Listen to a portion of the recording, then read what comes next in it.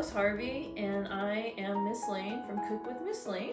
And today we are going to talk about beans and ways to prepare them and why we should have them in our pantry.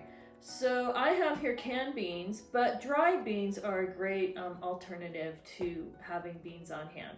And right now, during this time, you may notice that most of the beans in the stores are out of stock. So dry beans are a great way to go, and I'm going to recommend dry beans to folks because they can also be purchased at the local food hub, Valley Roots Food Hub here in the San Luis Valley. Beans are a legume, anything from a lentil to chickpeas and white beans and pinto beans or cannellini beans. All of these can be made into anything that you find to be savory.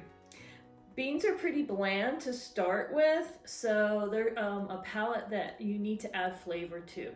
If you cook dry beans, I recommend that you soak them overnight, and there's another video that shows you how to do that you may want to check out. This one I'm just gonna do a recipe using chickpeas, or otherwise known as garbanzo beans, and make a basic hummus.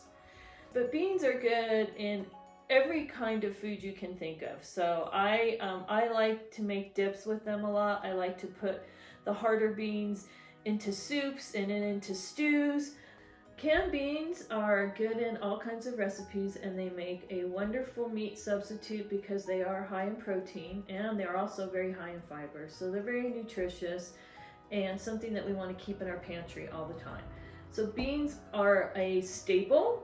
Whatever kinds of beans you prefer, whether it's black beans or pinto beans or garbanzo beans, whatever it is, they're a great food to have in the pantry and to have on hand for your meals.